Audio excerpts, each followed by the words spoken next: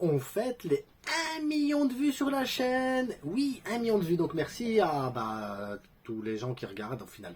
En tout cas, c'est un prétexte pour faire une vidéo FAQ, actualité, tout ça, parce que j'ai pas d'idée en fait. La Ligue des Nations, elle me fait chier. L'actualité, il n'y a rien de spécial. Negreira, on s'en fout. Et que tout le monde a déjà fait le tour de tout en fait, hein. Flic, les joueurs, la tactique, l'enflammade, on a déjà discuté de tout et de rien. Donc je me suis dit, une petite FAQ, c'est vous qui posez les questions et on va y répondre. Donc on va commencer par ça. Répondons aux questions.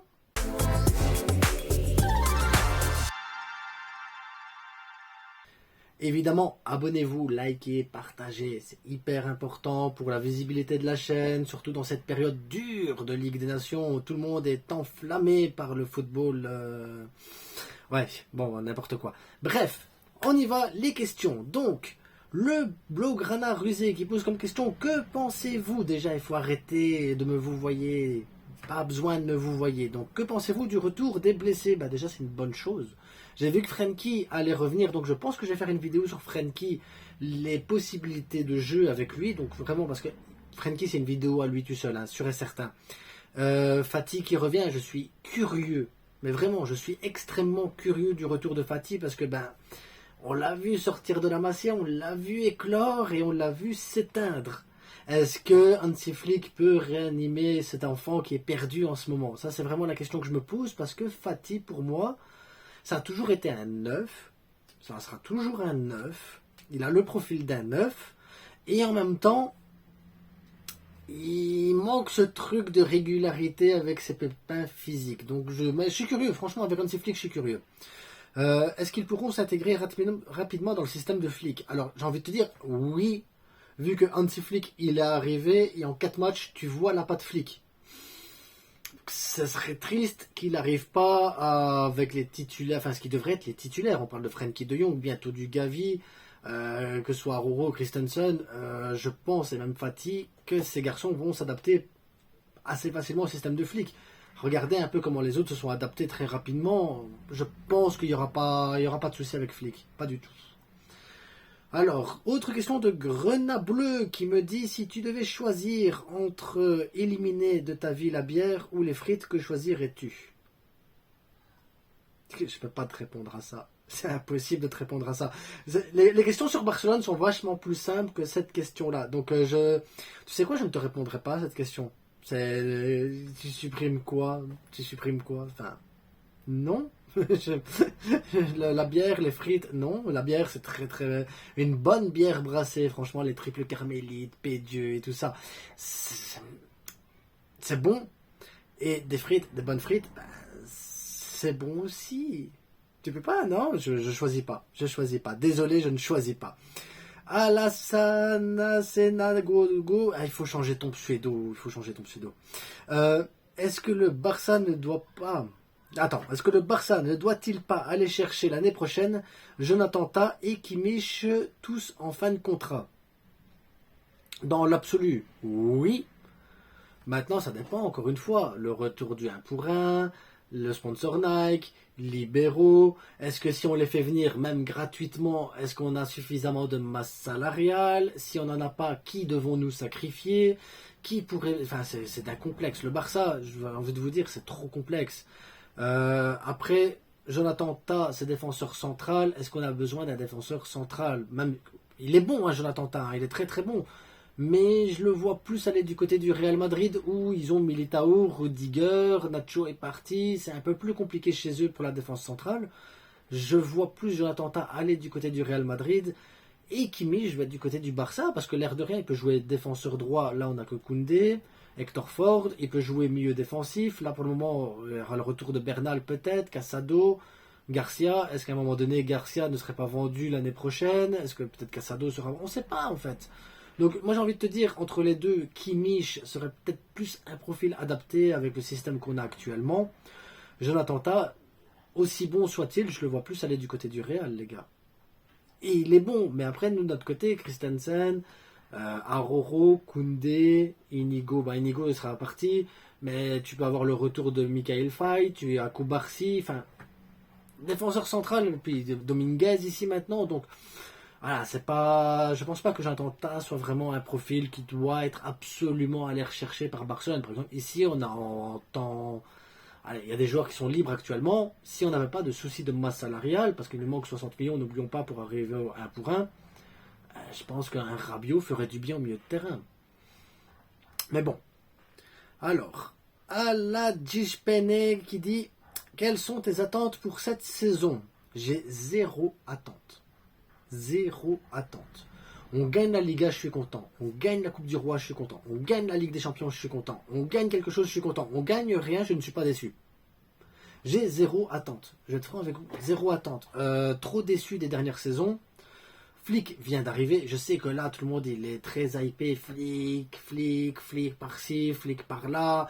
Ah, Flick, t'as vu, il joue avec les jeunes, il intègre les jeunes. Maintenant, il n'a pas le choix d'intégrer les jeunes et de jouer avec les jeunes. Il faut arrêter d'inventer des trucs du genre. Tu sais, si le garçon, il avait eu Cancelo, il avait eu Kimmich, Rodri, Haaland, il n'y aurait pas les jeunes. Je vous le dis, il n'y aurait pas les jeunes, parce qu'il jouerait avec ceux-là, plus les titulaires de base. Donc, il n'a pas le choix. Maintenant, la manière dont il gère les jeunes, la manière dont il gère le groupe, elle est magnifique. Mais est-ce qu'à un moment donné, ces jeunes sont jeunes, ils ne sont pas habitués au haut niveau et à cette intensité-là? Est-ce que ça risque pas de s'essouffler légèrement à un moment donné? Et est-ce qu'il va pouvoir gérer ce moment d'essoufflement pour pouvoir de nouveau relancer la machine et redynamiser le groupe? Moi, je me souviens des débuts de Xavi, les gars. Xavi, il est arrivé, c'était catastrophique, on était 9e. Tout d'un coup, on revient à la 2e place en fin de saison. On gagne des 4-0, on appelait ça les Xavineta contre Atlético Madrid, Valence, on presque tapé le Real Madrid. Enfin, bref, c'était l'euphorie totale, Aubameyang, Dragon Ball Z. Bref, souvenez-vous de ces moments-là, c'était les débuts de Xavi les 6 premiers mois. Et là, Hansi Flick, il vient d'arriver, il y a ce truc, ce feu. Et j'ai pas envie que ce soit un feu de paille, j'ai pas envie de m'enflammer, j'ai pas envie de mettre des barres en disant ça y est, on a 12 sur 12, le Real, ils ont perdu des points, on y va, c'est chaud, Flick, c'est magnifique, c'est beau. On va se calmer 2 secondes et on va patienter, on va patienter. Là, pour le moment, on joue bien, profitons, arrêtons de mettre des objectifs, profitons tout simplement. Le visionnaire qui me dit: salut la frite, quelles sont tes attentes? Pour la Ligue des Champions, penses-tu qu'on a l'effectif qu'il faut pour gagner la Liga, la Champions League, la Coupe du Roi, voilà. Je pense qu'on a l'effectif pour gagner n'importe quelle compétition. Mais je vous jure, n'importe quelle compétition. Je pense qu'on a l'effectif pour réussir à faire une saison de malade. Maintenant, est-ce qu'on aura la régularité? C'est autre chose. Est-ce qu'on ne va pas avoir d'autres blessés?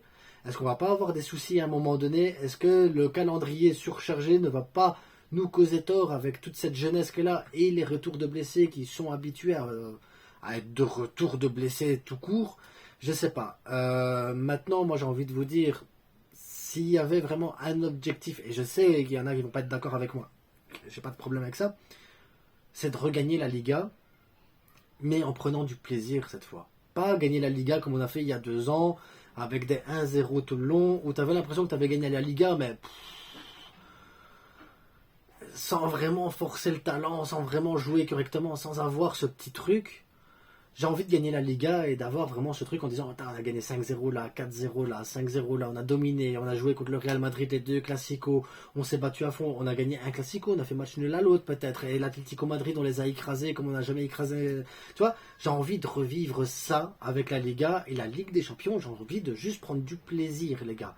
Si on arrive en quart de finale ou en demi-finale et qu'on a pris du plaisir et qu'on ne se fait pas éliminer parce que on a une carte rouge à la con, parce que voilà, les circonstances font qu'on est éliminé, ça va. Si tu es éliminé parce que l'équipe adverse a vraiment mieux joué que toi et que tu sens qu'il te manque tel profil, ou qu'il te manque un petit peu d'expérience pour certains joueurs, tu dis c'est pas grave, tu arrives en quart ou en demi-finale, cette petite expérience qui te manque ou le profil qui te manque, tu peux aller le chercher l'année prochaine, tu peux aller le chercher pendant le mercato, l'expérience tu vas la gagner encore au fil du temps avec les matchs. Donc voilà, c'est des nuances qu'il faut avoir à un moment donné, mais j'ai zéro attente, je vous jure, j'ai zéro attente à part prendre du plaisir. Alors, Ala Sananogo, encore, et il faut vraiment ton pseudo, hein, c'est catastrophique pour moi. Salut la frite, salut à toi. Quelle solution le Barça doit trouver pour la gestion de Yamal? surtout en équipe nationale. Alors il faut savoir qu'en équipe nationale, le Barça n'a pas le choix de la gestion de Yamal. Déjà, de base, il n'a pas le choix. Si le joueur qui est sélectionné en sélection espagnole doit aller en sélection espagnole, il n'a pas le choix. Maintenant, s'il est blessé, il y en a déjà eu le cas, il sera convoqué par les médecins de la sélection espagnole qui vont dire si oui ou non il est apte à jouer. Le Barça n'a pas le choix. Si le joueur est sélectionné, il est sélectionné. Point. Donc la gestion en équipe nationale, c'est autre chose. Maintenant, la gestion chez nous, on doit aussi faire attention à ça. On gagne 7-0 contre le Real Valladolid. Lamine Yamal joue 90 minutes. Il y a deux poids, deux mesures aussi, que ce soit avec la sélection nationale ou que ce soit avec le club. Il va falloir gestionner Lamine Yamal, même s'il a envie de jouer toutes les minutes parce qu'il est très très fort. Il va falloir à un moment donné doser un peu avec le gamin. Car c'est le joueur qu'on a le plus utilisé, 17 ans, on a vu Pedri 2021, Euro JO. Maintenant, j'ai envie de te dire, il y a conditions physiques, il y a certains joueurs, il faut aussi qu'il se gestionne lui-même sur le terrain, donc ça veut dire qu'il va devoir prendre en maturité aussi pour dire, ben là, je ne vais pas faire la course, parce que sinon je vais me cramer. Il faut aussi qu'il gère de son côté. Gavi aussi, mais Gavi c'est autre chose, parce que c'est les ligaments croisés, c'est pas une question de fatigue. Les ligaments croisés, ça peut arriver à n'importe quel moment, à n'importe quel joueur. Regardez Bernal, c'est pas qu'il a été surexposé tout d'un coup. Les ligaments, c'est les ligaments, les gars. Tu sais pas, ça peut tomber, même toi en marchant dans la rue, tu peux te péter les ligaments. Je sais que c'est dingue, mais c'est comme ça. Finalement les conséquences. On dit que le Barça utilise mal les jeunes, mais au contraire, c'est l'équipe nationale. Mais l'équipe nationale, c'est 2 matchs. Moi, après, je vais pas tomber sur l'équipe nationale de l'Espagne. Je vais pas tomber sur le Barça. Je vais pas tomber là-dessus. Je vais tomber sur la FIFA et sur l'UEFA. Kevin De Bruyne l'a bien dit clairement. Actuellement, ils vont jouer des saisons à 80 matchs, les fous. Il va avoir la Coupe du Monde des clubs. T'as plus de matchs en Ligue des Champions. T'as des matchs en championnat, Coupe du Roi. Les amicaux qu'on va jouer à gauche à droite, les matchs de préparation pour la préparation physique. Donc ça veut dire que les gars, quand ils terminent leur saison, en plus tu as les équipes nationales, de la Ligue des Nations, Coupe d'Europe ou Coupe du Monde, ou alors la Copa América, et quand ils ont fini, donc ils commencent leur saison, quand tu as le début de la saison, et qu'ils terminent la saison avec les équipes nationales, ils ont que 3 semaines de repos. Et sur les 3 semaines de repos, ils ont leur préparation physique en plus pour la saison suivante. Il y a un problème dans les calendriers FIFA et UEFA. Tu peux pas dire au club, oui, mais tu dois faire gaffe à ça. Parce qu'alors, ça veut dire que les clubs doivent avoir suffisamment d'argent pour avoir des effectifs avec 24 joueurs et 24 joueurs qui peuvent être titulaires dans l'équipe. Et là, tu fais des rotations de dingue. Mais quelle équipe peut réussir à avoir une telle rotation à part City? Actuellement, il n'y a que City et Chelsea, mais Chelsea, ils jouent aucune compétition. C'est compliqué, tu ne peux pas tomber sur l'Espagne qui veulent aller gagner une compétition, tu ne peux pas tomber sur Barcelone qui veulent regagner des compétitions. C'est un tout, c'est les organisations qui veulent plus de matchs, plus de spectacles, mais on va cramer les joueurs et ça va tuer le spectacle. Je ne vais pas tomber sur eux, je tombe sur l'UEFA et sur la FIFA qui, pour l'argent, sont en train de tuer le joueur. Alors pourquoi les sélectionneurs ne prennent-ils pas les jeunes d'autres clubs? Parce que les jeunes du Barça sont trop forts, j'ai envie de te dire. Bernal s'était pas appelé, il sera appelé aussi. Pourquoi c'est toujours le Barça? Parce que le Barça, c'est le plus grand club formateur du monde, que le Barça, c'est le plus grand club du monde, que le Barça, c'est la plus belle équipe du monde et que le Barça a les meilleurs joueurs au monde. Et donc, c'est normal que c'est là qu'on vient piocher les joueurs pour les équipes. Ça a une corrélation. Tu es victime de ton succès, victime de ton talent, victime de ta progression, victime de tout ce que tu produis. C'est tout. Mais le véritable coupable, c'est la FIFA et l'UEFA, les gars. Il ne faut pas taper sur De La Fuente, sur du Luis Enrique à l'époque, ou ici sur Koeman, ou à l'époque Xavi. C'est les organisateurs, c'est la Liga, c'est l'UEFA, c'est la FIFA, c'est tout ça qui... Il faut alléger les calendriers, il faut trouver une solution pour alléger ces calendriers qui sont trop surchargés, c'est tout. Mais c'est pas mon boulot. Christopher Ben R8P, Frites, comment est née ton histoire avec le FC Barcelone? Elle est née toute simple, c'est simple. J'ai 2 grands frères, un grand frère madrilène, un grand frère catalan. Donc quand j'étais petit, je regardais tous les matchs du Real, tous les matchs du Barça quand c'était possible, parce qu'il faut revenir à une époque ou ben, tu regardais les matchs plutôt sur le télétexte, tu as regardé si le score il bougeait sur ton télétexte, ou tu allais à la radio et t'essayais sur les grandes ondes de capter un match de football. Internet, c'était compliqué, il n'y avait pas de streaming comme tu as actuellement. Si tu devais voir le Barça ou si tu devais voir le Real Madrid, t'espérais qu'en Ligue des Champions, de mon côté, il tombe sur Anderlecht à l'époque ou Bruges. Parce que ben, comme ça, tu pouvais le voir sur Club RTL. Donc tous les ans, tirage au sort, tu étais comme ça en train de te dire hey, un club belge, un club belge, un club belge pour pouvoir le voir à la télévision. Tu regardais les résumés sur Téléfoot le dimanche matin, parce qu'à l'époque, Téléfoot montrait du foot. C'était une vraie émission de foot. Et donc c'est une autre époque, une très très autre époque. Et à un moment donné, je suis tombé, voilà, il y avait le Real Madrid, t'avais Elguera, Salgado, t'avais Roberto Carlos, Raúl, Hierro, puis j'ai connu les débuts de Ramos, t'avais Casillas, t'avais beaucoup d'Espagnols, Morientes, et c'était plaisant, t'avais beaucoup d'Espagnols, tu disais quand même et tout, et beaucoup qui sortaient aussi un peu du centre de formation et tout. Et tu avais Barcelone aussi, c'était la même chose aussi. À l'époque, bah, c'était le Barça un peu compliqué. Il faut dire ce qui est, c'était très compliqué pour le Barça. Mais le match qui a vraiment fait basculer, que j'ai basculé du côté du Barça, c'est le match entre Bruges et Barcelone. Là, Bruges, c'était en Ligue des Champions. Bruges était, je pense, éliminé déjà et Barcelone était qualifié, quoi qu'il arrive, pour les huitièmes de finale. C'était une autre époque. Hein. Et là, tu avais l'équipe B. L'équipe B, Puyol, Xavi, Valdés, Riquelme, et d'autres, j'oublie. Et quand j'ai vu ça, je me suis dit, mais c'est fou. Tous ces joueurs de talent, cette équipe B du Barça, qui pourrait aller gagner la Jupiler Pro League avec l'équipe B, voir tous ces jeunes qui, en plus, tu sais qu'ils vont éclore en équipe A. Et ça fait rêver quand tu es jeune comme ça ainsi, que tu vois que bah, tu commences dans un club formateur, que tu évolues, que tu as cette chance d'arriver au haut niveau, dans un club qui aime ses joueurs en formation, un club qui aime développer tout ça et qui met en avant ses propres joueurs, tu dis, oui, quand même, c'est beau. Et à l'époque, ben, je te parle d'une époque où l'attaque c'était Kluivert et Saviola, quoi. Enfin, Overmars. Mais après, tu vois Xavi, puis tu vois Iniesta, et tu te dis, ouais, c'est ça que je veux. C'est ça que tu veux voir, c'est voir des jeunes évoluer, grandir. Et la Masia, c'est la Masia qui m'a fait aimer le Barça. C'est la Masia, la mentalité que tu as dans ce club, c'est cette philosophie de... Tu peux pas aimer un autre club. Après, tu peux être... Moi, je peux comprendre ceux qui aiment le Real Madrid, parce qu'après, tu as eu cette période-là, Barça avec la Masia. Et tu as eu cette même période-là où le Real Madrid s'est transformé en galactique. Zidane, Beckham, Figo, Ronaldo, enfin, toute la panoplie de stars et d'étoiles qu'il y avait là. Et je pouvais comprendre ceux qui disent ah mais moi c'est le Real Madrid, t'as vu tous les grands joueurs qu'il y a, les étoiles, le truc, ça fait briller, tu vois plein de stars sur un terrain. Ah ben moi c'était plus le côté jeune, formation, la Masia, le talent, le football en fait, le football, tu joues dans la rue, tu joues à la cité, tu joues... Et c'est le football en fait. Et après quand tu vois Xavi, Iniesta, Busquets, Messi qui jouent ensemble, c'est du futsal, c'est du foot de rue, ça joue dans les petits espaces.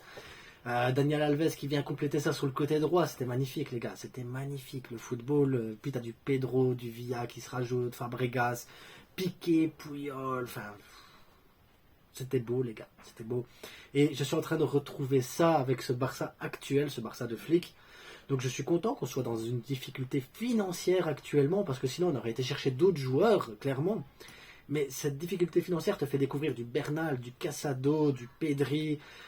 Tu vas chercher ici, tu as Hector Ford, Koubarsi, Lamine Yamal. C'est tous des joueurs que tu n'aurais peut-être pas vu tout de suite sur le terrain parce que tu aurais eu les finances pour aller chercher justement peut-être Leao, du Osimhen. Tu aurais été chercher peut-être du Rodri, Kimmich, Cancelo.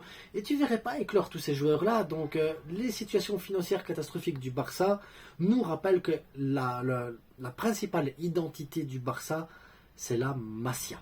Et la Masia, c'est le cœur du Barça, les gars. Bref, c'était la petite FAQ pour fêter le million d'abonnés. Enfin, c'était surtout un prétexte. Abonnez-vous, likez, partagez. Merci à tous pour la participation. Et on se retrouve bientôt, peut-être demain, pour une vidéo sur l'Espagne. Espagne-Suisse. On verra. Ciao à tous. Ah oui, c'est que du foot. C'est que